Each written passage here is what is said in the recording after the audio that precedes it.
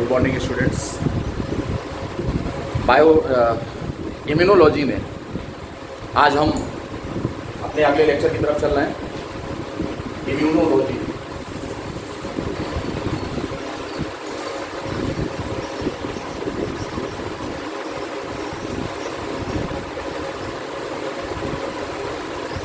और इसमें हम लोग इनेट इम्यूनिटी का डिस्कशन कर रहे थे और इसमें 4 प्रकार के बैरियर बताया था, जिनका 3 पर डिस्कशन हो गया है। ये 4 बैरियर थे। फिजिकल बैरियर्स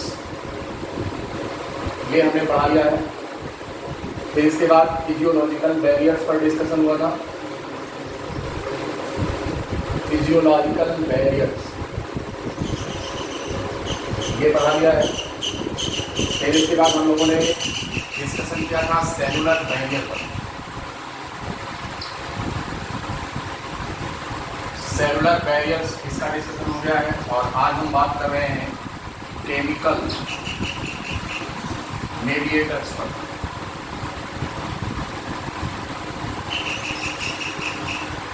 ये जो 4th बैरियर है, it is prepared by the chemical barriers. हमने आपको 3 पर चर्चा कर लिया था। ध्यान दें, इनेट इम्यूनिटी बाय बर्थ होती है, जिस पर हम डिस्कशन कर रहे हैं। ये गॉड गिफ्टेड होता है, बाई बर्थ होता है और हमारी जेनेसिस में होता है, यानी कि जेनेटिक्स के द्वारा डिसाइडेड होता है। ये जेनेटिक लेवल पर होता है। ठीक, इसमें हमने 3 के बारे में डिस्कशन कर लिया था। फिजिकल बैरियर, फिजियोलॉजिकल बैरियर और सेलुलर, जिसमें डिफरेंट प्रकार की सेल्स और उनका रोल हमने आपको समझाया। आज हम बात करने चल रहे हैं केमिकल बैरियर पर। और ये जो केमिकल बैरियर्स है, बेसिकली एक प्रकार से मेडिएटर की तरह काम करते हैं। ये बायोमॉलिक्यूल्स होते हैं और उसमें भी खास करके प्रोटीन मॉलिक्यूल्स होते हैं और इनकी कुछ कैटेगरीज हैं। तो आइए और जानते हैं कि इनकी कौन कौन सी कैटेगरीज है जो केमिकल मेडिएटर्स हैं। ये जो केमिकल मेडिएटर्स हैं, इनमें पहला होता है कॉम्प्लीमेंट।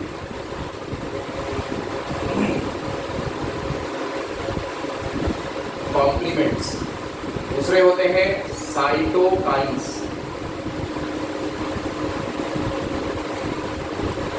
तीसरे होते हैं पैटर्न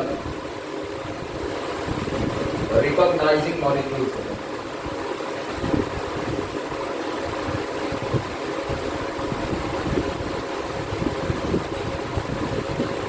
पैटर्न रिकॉग्निशन मॉलिक्यूल्स, ये बेसिकली हम 3 कैटेगरी में इनको डिवाइड कर रहे हैं। Complements, cytokines and pattern recognition molecules. ये 3 विशेष प्रकार के केमिकल्स होते हैं। कहाँ होते हैं? ये हमारे बॉडी सिस्टम में इम्यूनोलॉजिकल सिस्टम का हिस्सा होते हैं और इनमें हम सबसे पहले चर्चा करने चल रहे हैं कि ये कॉम्प्लीमेंट्स क्या होते हैं। First of all, compliments.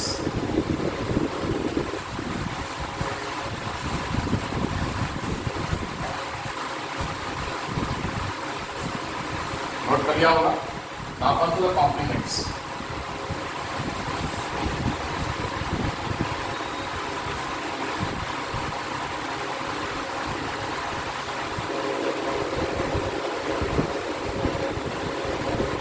Denoted by सी, इनको हम सी से रिप्रेजेंट करते हैं। ये कुछ खास बायोमॉलिक्यूल्स होते हैं। ये प्रोटीनेशियस मॉलिक्यूल्स होते हैं, हमारे ब्लड प्लाज्मा में पाए जाते हैं और ब्लड प्लाज्मा में रह करके ये एंटीजन और एंटीबॉडी रिएक्शंस को फास्ट कराते हैं। यानी कहने का मतलब ये हुआ कि जो कॉम्प्लीमेंट्स होते हैं, these molecules work as the bridge between innate immunity and acquired immunity. These work, ये प्लाज्मा प्रोटीन्स होते हैं। These are the plasma proteins. Plasma proteins and work as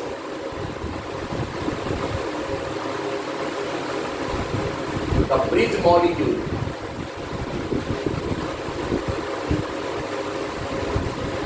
between the innate and acquired immunity. Between the innate and the acquired immunity,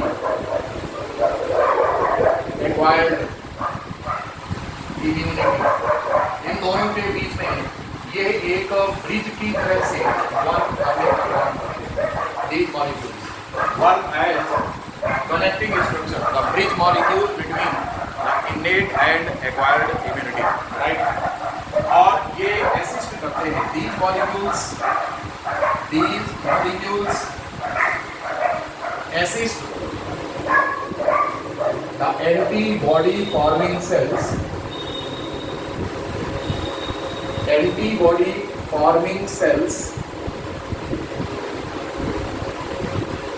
और बनाती कौन है? ये B sales होती हैं या बीटा लिम्फोसाइट्स होती हैं जो कि प्लाज्मा सेल प्रोड्यूस करती हैं। प्लाज्मा सेल्स जो होती हैं वो बीटा लिम्फोसाइट से प्रोड्यूस होती हैं। ये सारी कहानी आप एक्वायर्ड इम्यूनिटी में पढ़ेंगे कि प्लाज्मा सेल्स का बीटा लिम्फोसाइट के साथ क्या रिलेशनशिप है। यहाँ इतना केवल जानना है कि जो कॉम्प्लीमेंट्स होते हैं, these are the protein molecules present in plasma and these help in connecting the innate immunity with acquired immunity. इन दोनों के बीच में ये ब्रिज की तरह से वर्क करते हैं और ये बीटा लिम्फोसाइट्स की मदद करते हैं एंटीबॉडी प्रोड्यूस करते हैं। ये इस बात को इंश्योर करते हैं कि टी लिम्फोसाइट्स और बीटा लिम्फोसाइट्स इन दोनों के बीच में प्रॉपर कोऑर्डिनेशन बनाते हैं, राइट। तो ये इसके बारे में बहुत ज़्यादा डिटेल आपको पढ़ने की ज़रूरत नहीं है। कई इनके ये वेरिएंट्स होते हैं, ये पर्सन टू पर्सन वेरी करते हैं। इनको रिप्रेजेंट किया जाता है C1, C2, C3 से। इस प्रकार से डिफरेंट क्लासेज होते हैं कॉम्प्लीमेंट्स के और एक कैस्केड प्रिपेयर करते हैं कि कौन सा कॉम्प्लीमेंट किस क्रम में काम करेगा और किस एंजाइम के साथ मिलकर काम करेगा। तो it is very detail, as I think you don't need all these things. आपके कोर्स में बहुत ही सिंप्लीफाइड इम्यूनोलॉजी है, hence I am not going the detail of this. इसमें हम और डिटेल में पढ़ने वाले नहीं हैं। हमने आपको क्लासिफाई कर दिया कि कॉम्प्लीमेंट्स क्या होते हैं, राइट। अब जो दूसरा कॉम्पोनेंट होता है वो होते हैं साइटोकाइंस।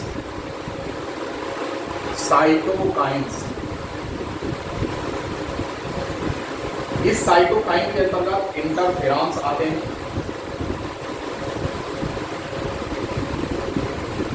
इसमें केमोकाइंस आते हैं। इनमें लिम्फोकाइंस आते हैं।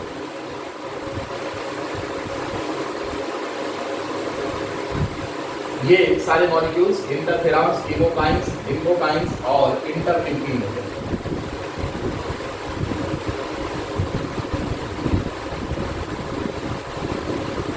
इस तरह से ये डिफरेंट मॉलिक्यूल्स हैं जिनको हम साइटोकाइंस कहते हैं। दरअसल में साइटोकाइंस दो टर्म से मिलकर बना हुआ है। Cyto stands for the cell, kines means होता है काइनेटिक्स, मूवमेंट कराने वाला।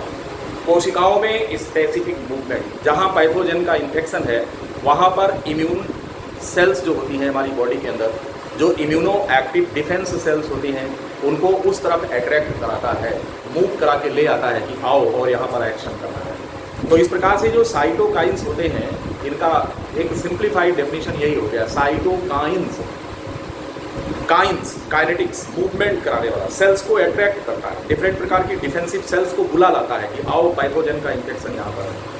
और इस कैटेगरी में इनका स्पेशलाइजेशन भी होता है। अलग अलग प्रकार के इन्फेक्शंस के खिलाफ अलग अलग प्रकार के साइटोकाइंस सेक्रेट होते हैं, राइट। इस मामले में ये हाईली स्पेसिफिक होते हैं। Even these are the part of innate immunity. Innate immunity और स्पेसिफिक दोनों एक साथ हम कह रहे हैं, इस चीज़ को भी समझ सकते हैं। Come and consider what is the case of interference. यहाँ पर इंटरफेरेंस का काम क्या है और ये कौन से मॉलिक्यूल्स होते हैं और किसके खिलाफ काम करते हैं। First of all come and discuss about the interference.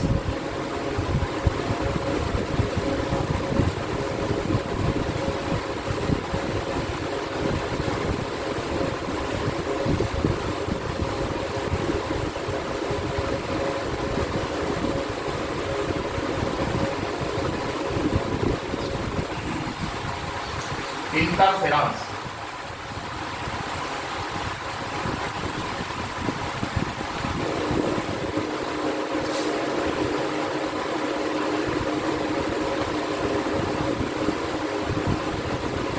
Interference IFN। जी हाँ, interference, these are the class of glycoproteins. These are the category of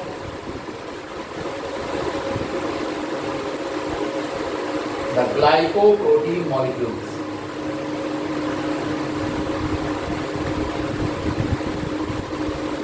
ये ग्लाइकोप्रोटीन्स होते हैं synthesized by the host cells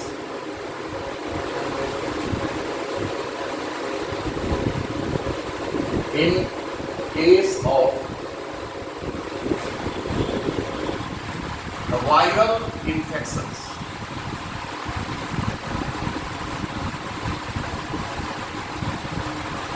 ये बात आपको बहुत ध्यान रखना है, viral infections.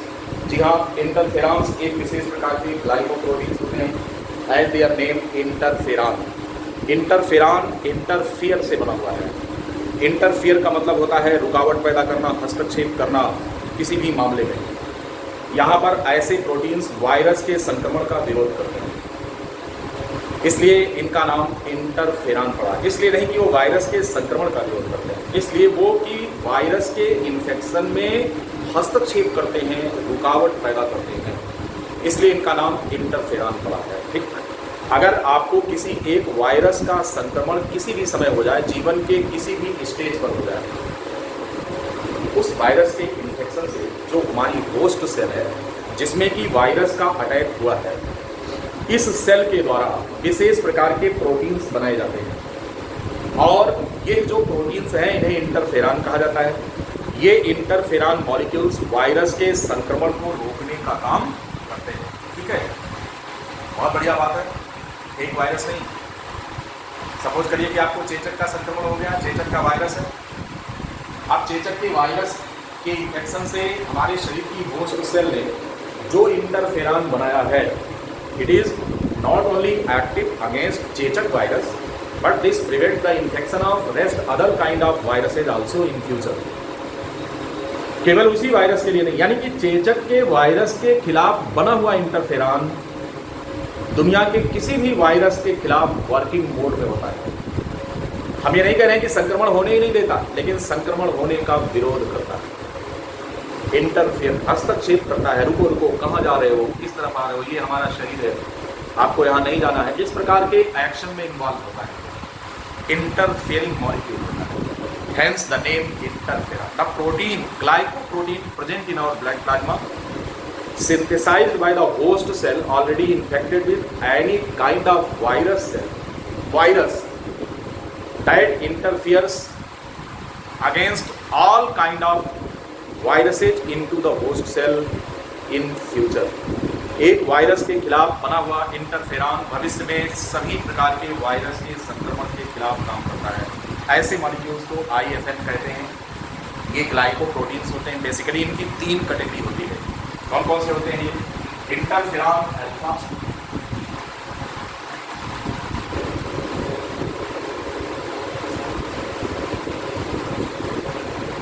Interferon beta and interferon gamma. जी हाँ, इस तरह से ये 3 क्लास है इंटरफेरॉन्स की और इनका काम क्या होता है? सिंथेसाइज्ड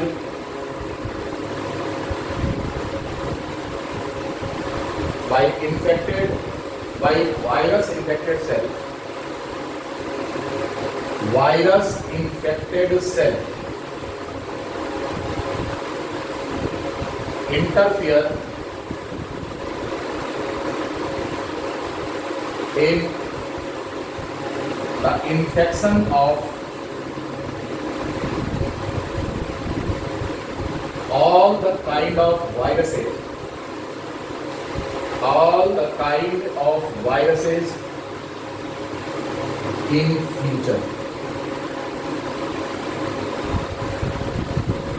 इस तरह से ये ऐसे मॉलिक्यूल्स होते हैं जो कि भविष्य में अगर किसी सेल के अंदर इन्फेक्शन हुआ है वायरस का, तो उस सेल के द्वारा बने हुए ये प्रोटीन हमारे ब्लड प्लाज्मा में होते हैं और ये काम करते हैं। किस तरीके का काम करते हैं? ये काम करते हैं वायरस के संक्रमण को रोकने पर, राइट। इस प्रकार से ये इनका काम है इंटरफेरॉन्स का। इंटरफेरॉन्स की सिंथेसिस के लिए हमारी बॉडी में स्पेसिफिक जीन्स होते हैं जो कि इनका एक स्पेसिफिक लोकस होता है क्रोमोसोम पर। तो इतना डिटेल हम लोगों को पढ़ना नहीं है इंटरफेरॉन के बारे में, तो इम्यूनिटी बहुत ही सिंप्लीफाइड फॉर्म में आपके कोर्स में है, तो इसका और डिटेल हमें पढ़ना नहीं है। इंटरफेरॉन के बारे में इतना आपने जान लिया। एक प्रकार के ये साइटोकाइंस होते हैं, ग्लाइकोप्रोटीन होते हैं, ब्लड प्लाज्मा में होते हैं, वायरस इन्फेक्टेड होस्ट सेल में बनते हैं और एक बार बन जाने के बाद भविष्य में जितने भी प्रकार के, not only this specific virus, but rest other kind of viruses also are interfered in the infection process in our body, right? तो इस तरह से ये हो गए इंटरफेरेंस, जो कि एक प्रकार के साइटोकाइंस होते हैं। दूसरे प्रकार के साइटोकाइंस जो होते हैं वो हमारी बॉडी के मैक्रोफेज के द्वारा बनाए जाते हैं। ये मैक्रोफेजेस आपको याद होगा, हमने आपको मोनोसाइट्स बताया था। ये जो सेलुलर बैरियर में ये जो मोनोसाइट्स होते हैं ये बाद में मॉडिफाई होकर के मैक्रोफेज बनाते हैं, ऑर्गेन बेस्ड मैक्रोफेज बनाते हैं। हमने आपको बताया था लीवर में कुफर सेल, लंग्स में डस्ट सेल, स्प्लीन में reticular cells, hassle granules thymus के अंदर, ये सब कुछ स्पेसिफिक मैक्रोफेज होते हैं। जब इन्फेक्शन होता है तो यही मैक्रोफेज एक्टिवेट हो जाते हैं। उदाहरण के लिए अभी यही लेटेस्ट एग्जांपल कोरोना का आप ले लीजिए। आपका जो SARS-CoV-2 होता है यानी कि कोविड-19, ये क्या काम करता है? कोविड-19 सबसे पहले मैक्रोफेज को अपना शिकार बनाता है। कहाँ से? न्यूमोसाइट से निकलने के बाद फर्स्ट अटैक न्यूमोसाइट्स पर होता है, जो हमारी लंग की सेल्स होती हैं, और फिर वहाँ से प्रोलिफरेट करके जब बाहर आता है, यानी कि न्यूमोसाइट्स जब बर्स्ट करती हैं तो सबसे पहला संक्रमण किस पर होता है? मैक्रोफेज पर होता है। लंग्स में पाई जाने वाली मैक्रोफेज यानी डस्ट सेल्स, और वहाँ से ये उत्तेजित करता है डस्ट सेल्स को कि इंटरल्यूकिन 1 और इंटरल्यूकिन 6 इनका सेक्रेशन करें। ये जो इंटरल्यूकिन्स होते हैं मैक्रोफेज के द्वारा सेक्रेटेड साइटोकाइंस होते हैं, और इनका सबसे पहला काम होता है कि ये हमारे शरीर के अंदर इन्फ्लेमेटरी रिस्पांस को प्रमोट करते हैं। इन्फ्लेमेटरी रिस्पांस का मतलब जलन पैदा करते हैं। इन्फ्लेमेशन, लोकल एरिया में ब्लड कैपिलरी का जो परमिएबिलिटी होती है एंडोथेलियम की, उसे बढ़ा देते हैं, जिससे क्या होता है कि ब्लड से फिल्टर होकर के लिक्विड उस लोकल एरिया में इकट्ठा होने लगता है, और यहाँ होती है स्वेलिंग और स्टार्ट होता है inflammation. Thereafter this also stimulate, ये जो इंटरल्यूकिन्स होते हैं ये 2 जगह पर जाते हैं। कहाँ कहाँ? एक तो आपके ब्रेन में जाते हैं, हाइपोथैलेमस में पहुँच करके, और वहाँ से जो थर्मो रेगुलेटरी सेंटर होता है उसे डिस्टर्ब करते हैं। हाइपोथैलेमस का जो थर्मो रेगुलेटरी सेंटर होता है वो उत्तेजित हो जाता है और आपकी बॉडी का टेम्परेचर अचानक बढ़ने लगता है। यही कारण है कि जब कोरोना का इन्फेक्शन या किसी भी प्रकार के वायरस का इन्फेक्शन होता है तो almost all kind of viral infections are pyrogenic, right? जब भी कभी, चाहे वो फ्लू का हो, इन्फ्लुएंजा का हो, किसी भी प्रकार का हो, जब भी वायरल संक्रमण होगा तो आपके शरीर का टेम्परेचर बढ़ेगा, क्योंकि यहाँ पर एक कॉमन मैकेनिज्म होती है जो हमारे बॉडी का एक डिफेंस सिस्टम होता है, साइटोकाइंस के द्वारा प्रिपेयर किया जाता है, और इस प्रकार के साइटोकाइंस को हम इंटरल्यूकिन कहते हैं। ये इंटरल्यूकिन मैक्रोफेजेस से निकलते हैं, फिर ये ब्लड में आते हैं, ब्लड से ब्रेन में जाकर हाइपोथैलेमस में जो थर्मो रेगुलेटरी सेंटर होता है उसे स्टिमुलेट कर देते हैं, जिससे कि पाइरोजेनिक इफेक्ट होता है और बॉडी का टेम्परेचर बढ़ जाता है। दूसरी तरफ इंटरल्यूकिन्स इन्फ्लेमेटरी रिस्पांस को प्रमोट करते हैं हमारी बॉडी के अंदर, राइट? इतनी सारी बात समझ में आ गई। तो इस प्रकार से ये इंटरल्यूकिन्स होते हैं, और इंटरल्यूकिन की जो कैटेगरी है उनको हम देखिए इंग्लिश में आ लीजिए। इंटरल्यूकिन जो दूसरी कैटेगरी है,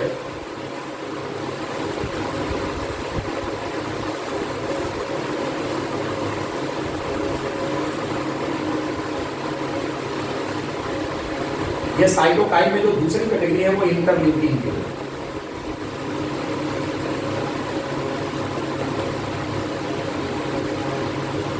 IL से इनको रिप्रेजेंट किया जाता है। इनके भी तमाम वेरिएंट्स होते हैं, IL1, IL2, IL3, IL6, IL5, इस प्रकार से इनके तमाम वेरिएंट्स होते हैं। इंटरल्यूकिन्स, ये इंटरल्यूकिन्स क्या होते हैं? Released from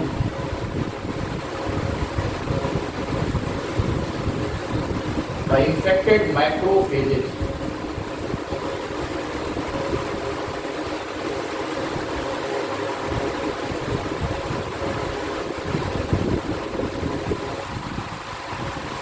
IL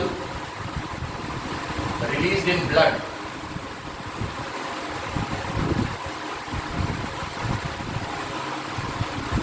then increase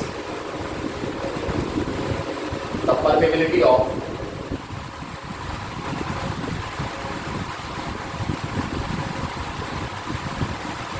blood capillary endothelium,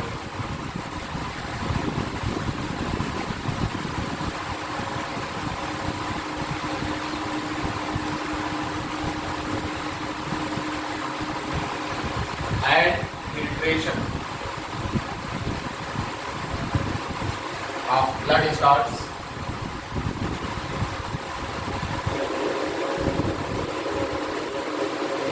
volume of ECF, extra cellular fluid increase volume of ECF means the extra cellular fluid increases. और वॉल्यूम इसके बढ़ने से क्या होता है, कुछ लोकल एरिया में चूंकि लिक्विड कलेक्ट हो रहा है तो स्वेलिंग स्टार्ट हो जाती है, इसलिए स्वेलिंग होती है एंड इन्फ्लेमेशन। अब ये यहां पर ब्लड का फ्लो भी बढ़ा देते हैं, क्योंकि कहीं ना कहीं हिस्टामिन को प्रमोट करके ब्लड कैपिलरी का डायामीटर बढ़ाने में मदद करते हैं इंटरल्यूकिन, इसलिए उस लोकल एरिया में ब्लड का फ्लो बढ़ जाता है और ब्लड जिस एरिया में सप्लाई में ज़्यादा होता है वहाँ का टेम्परेचर ज़्यादा होता है। ये बहुत इंपॉर्टेंट कॉन्सेप्ट है, आप जानिए। Greater the supply of blood in a particular area, greater will be the supply of oxygen, greater will be the rate of respiration and greater will be the amount of adenosine triphosphate produced in that area, and you know that the thermogenic effect is observed by the ATP molecules। जहाँ पर भी ATP molecules होंगे ज़्यादा वहाँ का temperature बढ़ेगा, किसमें, warm blood animals, जैसे हम लोग हैं, बर्ड्स हैं। आप फिर से समझ लीजिए, जहाँ पर जिस एरिया में ब्लड का सर्कुलेशन बढ़ेगा वहाँ ग्लूकोज की सप्लाई ज़्यादा होगी सेल्स में, ऑक्सीजन की सप्लाई ज़्यादा होगी, और जब ग्लूकोज और ऑक्सीजन दोनों आएंगे तो रेट ऑफ रेस्पिरेशन क्या हो जाएगा, फास्ट हो जाएगा। रेट ऑफ रेस्पिरेशन फास्ट होने से यहाँ पर एडिनोसिन ट्राइफॉस्फेट का निर्माण ज़्यादा होगा। इससे क्या होगा, आपको पता है कि एडिनोसिन ट्राइफॉस्फेट का दो प्रकार का काम है। एक काम तो ये है कि जो बॉडी के मैकेनिकल वर्क्स हैं उसमें ये हेल्प करता है, दूसरा काम ये है कि हमारे शरीर के टेम्परेचर को मेंटेन रखता है बाई जनरेटिंग हीट। तो जब ATP ज़्यादा बनेगा तो फिर ज़्यादा हीट पैदा हो तो वो लोकल एरिया गर्म हो जाएगी, ऐसे बैरियर को इन्फ्लेमेटरी बैरियर बताया जाता है। तो यहाँ पर एडिनोसिन ट्राइफॉस्फेट टेम्परेचर को राइज करते हैं, राइट। ध्यान दें, ब्लड सप्लाई ज़्यादा तो ग्लूकोज और ऑक्सीजन ज़्यादा आएगा, रेट ऑफ रेस्पिरेशन बढ़ेगा, एडिनोसिन ट्राइफॉस्फेट का अमाउंट बढ़ जाएगा। एडिनोसिन ट्राइफॉस्फेट का अगर अमाउंट बढ़ेगा तो लोकल एरिया में गर्मी पैदा होगी, मीन्स इन्फ्लेमेशन स्टार्ट हो जाएगा। यही काम इंटरल्यूकिन्स का होता है। वो क्या काम करते हैं, ब्लड कैपिलरी के डायामीटर को बढ़ाने में मदद करते हैं with the help of histamine. Histamine एक प्रकार का वैसोडायलेटर केमिकल होता है जो आपके बेसोफिल से, जो ब्लड में बेसोफिल्स होती हैं वहाँ से रिलीज होता है, हमने आपको पहले भी बताया था। तो ये हिस्टामिन उस लोकल एरिया में आकर के ब्लड कैपिलरी के डायमीटर को बढ़ा देता है। अब अगर नली चौड़ी हो गई तो खून अपने आप ज़्यादा आएगा उस एरिया में, और जब ब्लड ज़्यादा आएगा तो फिर आगे का काम होगा। इस प्रकार से इंटरल्यूकिन्स का जो दूसरा काम है वो क्या काम करते हैं, इंक्रीज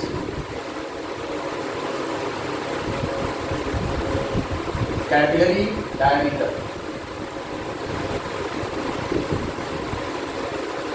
कौन सी कैपिलरी, ब्लड कैपिलरी डायमीटर, मतलब with the help of histamine, with the help of histamine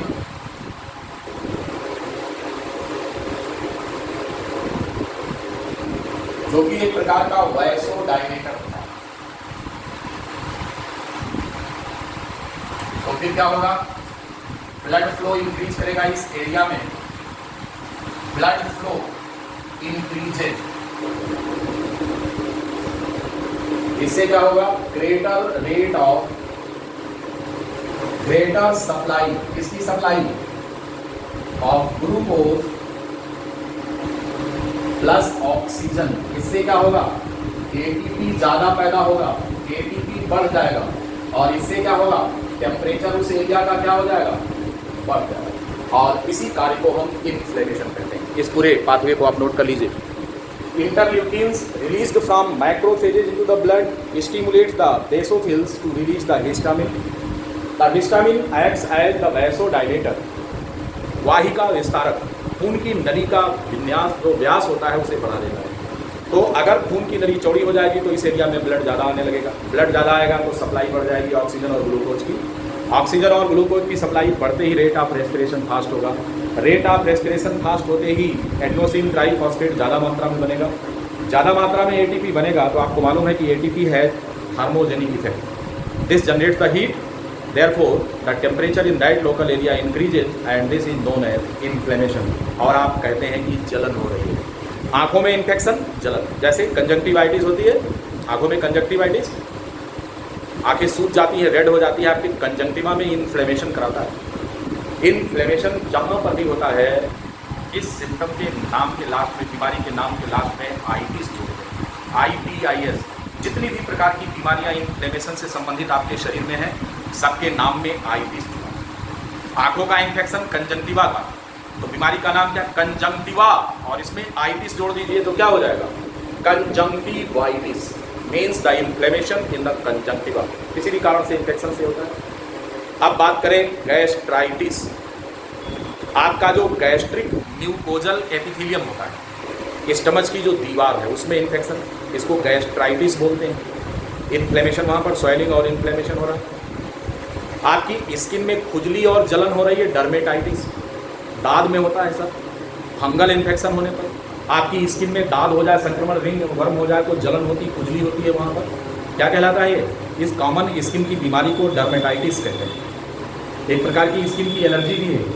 जितने भी एलर्जिकल रिस्पॉन्स होते हैं मोस्टली इन्फ्लेमेशन को इम्प्रूव करते हैं।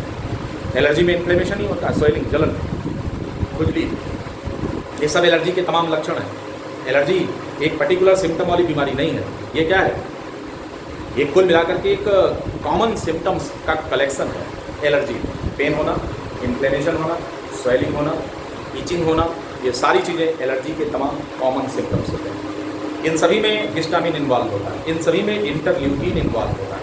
आप बात समझ गए होंगे कि इंटरल्यूकिन का काम क्या है। तो पहला काम हमने आपको बताया, ये क्या करता है? मेम्ब्रेन की परमेबिलिटी बढ़ाकर ब्लड फिल्ट्रेशन फास्ट करके एडिमा बनाता है, स्वेलिंग कराता है। दूसरा हमने आपको इन्फ्लेमेशन बताया इंटरल्यूकिन की वजह से। तीसरा काम क्या होता है कि ब्रेन में पहुँच करके हाइपोथैलेमस पार्ट में जो इसका थर्मो रेगुलेटरी सेंटर होता है उसको प्रमोट करता है, स्टिमुलेट कर देता है। तीसरा पॉइंट भी नोट कर लेंगे इंटरल्यूकिन के function.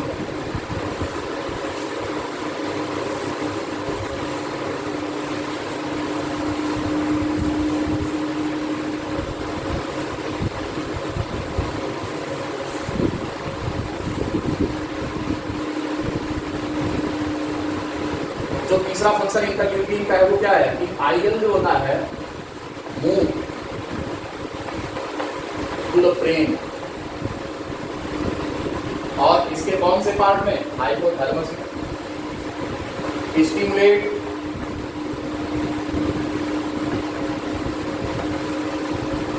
The thermo regulatory centre, thermo regulatory centre. फिर क्या होगा? टेम्परेचर क्या हो जाता है?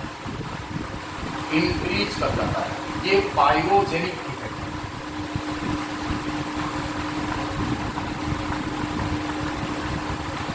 पायरोजेनिक इफेक्ट इसका इंटरल्यूकिन का किसके संक्रमण से हो रहा है? वायरस के संक्रमण से हो रहा है। तो सामान्य तौर पर वायरस के जो इन्फेक्शंस होते हैं ये पायरोजेनिक होते हैं, मतलब टेम्परेचर को बढ़ाते हैं। इसलिए वायरस के संक्रमण से सबसे पहला काम बुखार आता है, चाहे वो कोरोना वायरस हो या फिर अन्य कोई वायरस हो, सभी में बुखार आता है तेजी से। आप ये केमिकल मेडिएटर्स के बारे में, इंटरल्यूकिन के बारे में आप समझ चुके हैं। इसी तरीके से तमाम और मॉलिक्यूल्स जैसे लिम्फोकाइंस होते हैं, वो लिम्फोसाइट्स को प्रमोट करते हैं, ठीक है। मोनोकाइंस होते हैं, किसी एक स्पेसिफिक क्लोन सेल को प्रमोट करते हैं। तो ये सब तमाम अलग अलग प्रकार के वेरियस कैटेगरीज ऑफ मॉलिक्यूल्स होते हैं जो केमिकल मेडिएटर्स होते हैं। इसके अलावा जो तीसरा हमने आपको बताया था पैटर्न रिकॉग्निशन मॉलिक्यूल, ये जेनेटिक बेसिस पर होता है, एक स्पेसिफिक पैथोजन के लिए स्पेसिफिक तौर पर काम करता है। पैटर्न रिकॉग्निशन, क्योंकि अलग अलग पैथोजन के इन्फेक्शन का पैटर्न अलग अलग होता है। तो ऐसी कंडीशन में क्या होता है कि ये स्पेसिफिक जो पैटर्न है ये जेनेटिकली डिसाइडेड होता है, और हमारे इम्यून सेल में उसके जेनेटिक सिस्टम को काउंटरैक्ट करने के लिए दूसरा जेनेटिक सिस्टम होता है, जिसके आधार पर कुछ खास प्रकार के molecules, plasma protein, serum proteins होते हैं जो कि पैटर्न रिकॉग्निशन मॉलिक्यूल्स कहलाते हैं। और ये किसी भी पैथोजन के सरफेस पर जो एंटीजन होता है उसके साथ अटैच होते हैं, और फिर इसको ले जाते हैं इम्यूनो एक्टिव सेल्स के पास, और कहते हैं कि ये जो बाहरी घुसपैठिया है इसकी पहचान करिए और इसके खिलाफ एंटीबॉडी बनाइए। तो इस तरह से ये हैं पैटर्न रिकॉग्निशन मॉलिक्यूल्स। तो तीसरी कैटेगरी है पैटर्न रिकॉग्निशन मॉलिक्यूल। ज़्यादा कोर्स में आपकी बहुत डिटेल नहीं है, इसलिए हम इसको यहीं पर समराइज करें। इसमें भी तमाम प्रकार की कैटेगरीज होती हैं। टोल एक्टिव प्रोटीन्स होती हैं, सी रिएक्टिव प्रोटीन्स होती हैं, एक्यूट फेज रिएक्टिव प्रोटीन्स होती हैं जो लीवर में बनती हैं, डिफेंसिन्स होते हैं, तमाम प्रकार के बायोमोलिक्यूल्स होते हैं इस तरह के। इन सब के बारे में आप हायर क्लास में अपने चर्चा करेंगे, पढ़ेंगे, ठीक है। तो this was all about the chemical mediators, जो हमने आपको डिस्कशन कर लिया है। केमिकल मेडिएटर्स के बाद अब नंबर इननेट इम्यूनिटी समाप्त हो चुकी है।